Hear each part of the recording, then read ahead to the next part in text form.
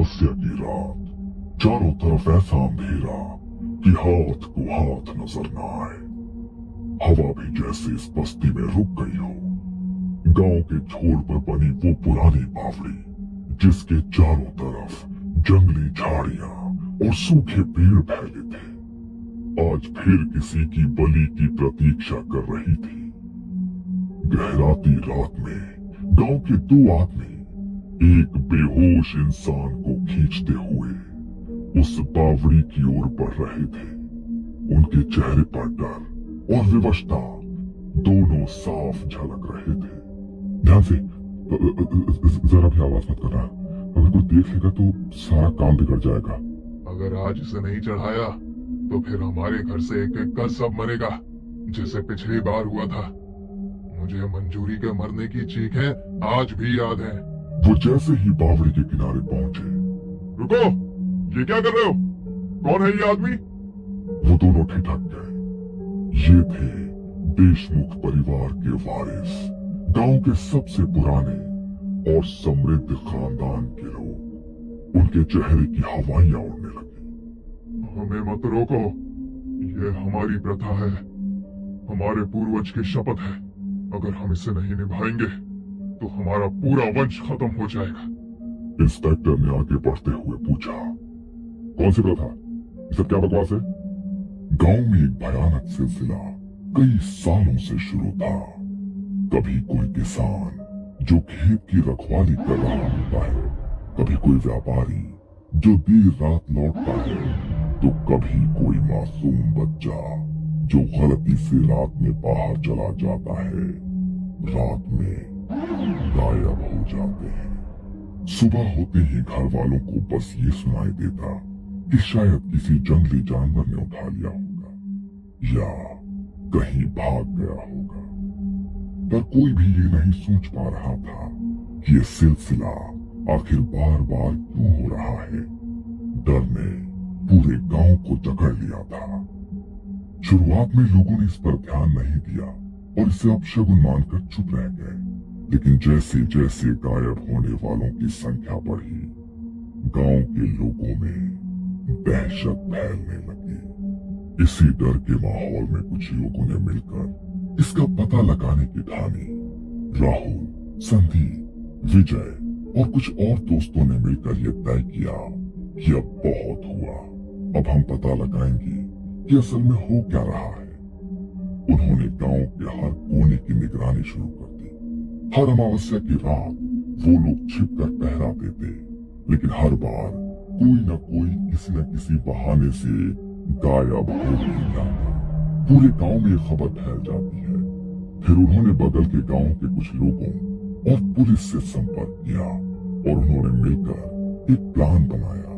वो हर घर पर नजर रखेंगे और हर व्यक्ति की गतिविधियों का लेखा जोखा रखेंगे। गांव में चेतावनी दी गई कि जरूरी काम ना होने पर कोई भी अमावस्या की रात घर से बाहर ना निकले। लेकिन इसके बावजूद भी कोई ना कोई गायब हो ही जाता। इन्हीं कोशिशों के दौरान एक बड़ा सुराग मिला। देशमुख परिवार, गांव का सबसे अमीर और पुराना परिवार, जिनकी हवेली गांव के बीचों बीच थी। अमावस्या की रातों में उनके घर की गतिविधियां कुछ ज्यादा ही संदिग्ध लगने लगी। उनके घर के पीछे की तरफ से रात के समय कुछ लोग बाहर निकलते, लेकिन जब भी उनकी निगरानी की जाती तो गायब हो जाते। अगली अमावस्या को उन्होंने देशमुख घर के दूसरी तरफ से निगरानी की। तब उस रात राहुल और उसके दोस्तों ने देखा कि देशमुख परिवार के दो पुरुष एक बेहोश व्यक्ति को घर से निकाल रहे थे। वो सीधे बावड़ी की ओर बढ़े। राहुल और उसके दोस्त साथ में दो पुलिस वाले उनका पीछा करते हुए झाड़ियों में छिप गए। उन्होंने देखा कि देशमुख परिवार के लोग उस बेहोश व्यक्ति को बावड़ी के किनारे ले जाकर उसकी पूजा कर रहे थे। वो उसके सिर पर सिंदूर लगा रहे थे, उसकी गर्दन पर नींबू रगड़ रहे थे और मंत्र पढ़ रहे थे। फिर उसे बावड़ी में धकेल दिया। जैसे ही उसका शरीर पानी से टकराया, एक अजीब सी आवाज गूंजी मानो पानी ने उसे निगल लिया हो। सबके रोंगटे खड़े हो गए। राहुल ने इंस्पेक्टर से कहा, अब तो शक की कोई गुंजाइश नहीं रही। ये लोग ही हैं जो गांव वालों को गायब कर रहे हैं।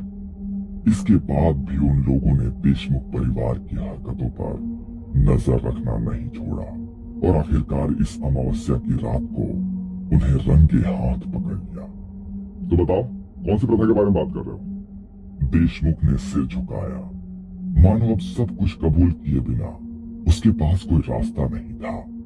उसने कांपती आवाज में कहना शुरू किया, ये बावड़ी हमारे पूर्वजों ने बनवाई थी। उस वक्त ये सिर्फ एक पानी का कुआं था, लेकिन इसकी निगरानी हमारे परिवार की जिम्मेदारी थी। गांव के लोग तभी पानी भर सकते थे जब हमारे घर से इजाजत मिलती थी। ये नियम हमारे ही पूर्वजों ने बनाए थे और सबको मानना पड़ता था। गांव वाले चुप थे, सन्नाटा फैल गया था। फिर एक दिन एक साधु गांव में आया। तपती दोपहरी में वो प्यासी हालत में सीधे इस बावड़ी के पास आया और बिना पूछे पानी भरने लगा। देशमुख ने एक पल को रुककर गहरी सांस ली। उस समय हमारे पूर्वजों ने उसे पकड़कर धक्का दिया, उसे भला बुरा कहा, अपमानित किया। उस साधु ने हाथ जोड़कर कहा, मुझे बस 2 घूंट पानी पीने दो और फिर मैं अपने रास्ते चला जाऊंगा। इससे आपके कुएं का पानी कम नहीं होगा। ब्राह्मण को पानी पिलाने से आपको पुण्य मिलेगा। पर उसकी बातों पर किसी ने ध्यान नहीं दिया और उसे धकेल दिया। वो साधु जाने से पहले बस इतना कह गया, तुम्हारा ये कुआं कभी पानी नहीं मांगेगा, ये खून मांगेगा, और अगर इसे खून ना मिले तो ये तुम्हारे खून का प्यासा हो जाएगा। गांव वालों में खुसुर फुसुर होने लगी। पहले तो किसी ने उस साधु की बात को गंभीरता से नहीं लिया, लेकिन उसके कुछ ही महीनों बाद हमारे घर में मुसीबतों का पहाड़ टूट पड़ा। खेत सूखने लगे, व्यापार ठंडा पड़ गया और भुखमरी तक की नौबत आ गई। राहुल ने भौहें चढ़ाकर पूछा, फिर? तब हमारे पूर्वजों ने उस बावड़ी में अमावस्या की रात एक गरीब किसान को पकड़कर पहली बार बलि चढ़ाई। उसे बेहोश करके बावड़ी में धकेल दिया। इंस्पेक्टर ने चौंक कर पूछा, और उसके बाद? उसके बाद अगले फसल के मौसम में हमारे खेत फिर से हरे भरे हो गए, व्यापार फिर से चमकने लगा और हमारे घरों में फिर से दौलत आने लगी। फिर क्या, उसी दिन से हर पीढ़ी, हर अमावस्या उस बावड़ी को खून से सींचती रही है। ये सुनकर गांव के लोग दंग रह गए। मतलब गांव से जो लोग अमावस्या को गायब होते रहे, वो सब तुम लोग? हाँ, हम ही। अगर ऐसा ना करते तो हमारे घर के लोग, हमारे बच्चे भूखे मर जाते, जैसे पिछली बार हुआ। हाँ? क्या हुआ था पिछली बार? कुछ महीनों पहले गांव के लोग डर के मारे अमावस्या की रात बाहर निकलना छोड़ चुके थे। हम किसी को पकड़ नहीं पाए। उस रात हमारे घर में मंजूरी, हमारी बहू, बिना किसी वजह के तड़प तड़प कर मर गई। और आज ये कौन है जिसे तुम लेकर जा रहे थे? देशमुख ने गहरी नजरों से उन्हें देखा। ये रामलाल हमारे घर का बूढ़ा नौकर है, बचपन से हमारे साथ है, कई पीढ़ियों से हमारे घर की सेवा करता रहा है। जब गांव वालों ने घर से बाहर निकलना बंद कर दिया तो हमें अपने ही घर से अपनी ही सेवा करने वाले आदमी को चुनना पड़ा। अच्छा, तो तुमने अपने ही घर के बूढ़े नौकर को मारने का फैसला कर लिया, सिर्फ इस बावड़ी को खुश करने के लिए?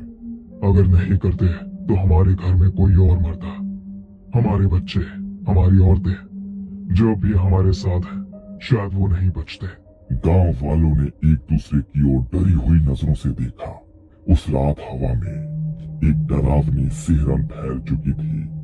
उनकी बातें सुनकर सभी लोग चिढ़ गए और वो देशमुख परिवार पर अपना गुस्सा उतारना चाहते थे, लेकिन पुलिस ने उन्हें हिरासत में ले लिया और उन पर गांव के लोगों को गायब करने और उनकी हत्या के आरोप लगाए। पर अगले ही दिन से घटनाएं और भी खौफनाक हो गईं। देशमुख परिवार के सभी पुरुष जेल में रहस्यमयी हालत में मारे गए। किसी का गला खुद ही कट गया, किसी की आंखों से खून बहा और किसी ने बिना वजह दिल का दौरा पड़ने से दम तोड़ दिया।